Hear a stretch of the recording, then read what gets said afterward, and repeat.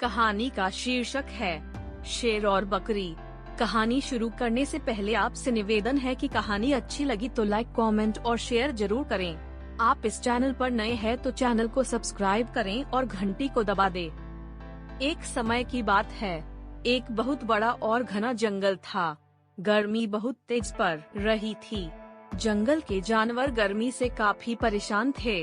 जंगल में एक तालाब था। तालाब का पानी सूख रहा था, कहीं भी पानी नहीं था।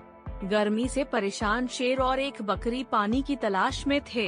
दोनों अपनी प्यास बुझाने के लिए एक तालाब के किनारे पहुँचे। तालाब के किनारे पहुँचते ही शेर और बकरी में झगड़ा होने लगा। शेर ने बकरी से कहा, मैं पहले तालाब पर आया हूँ, इसलिए पहले मैं पानी पीऊंगा।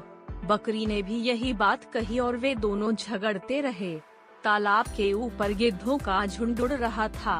वे शेर और बकरी का लड़ाई देखकर खुश हो गए।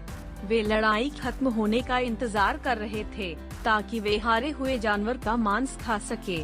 शेर और बकरी कुछ समय तक लड़ते रहे। उनमें से किसी ने हार नहीं मान रही थी। थोड़ी देर में दोनों ही बुरी तरह से थक चुके थे।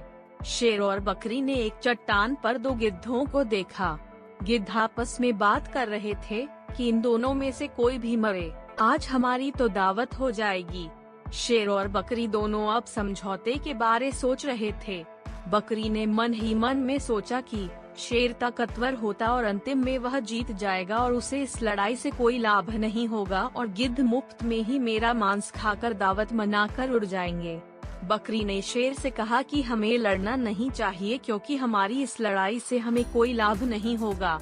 आप और मैं दोनों ही जख्मी हो चुके हैं और हमारी इस लड़ाई का गिद्ध लाभ उठाएंगे। वे हमारी मांस खाने के लिए इंतजार कर रहे हैं।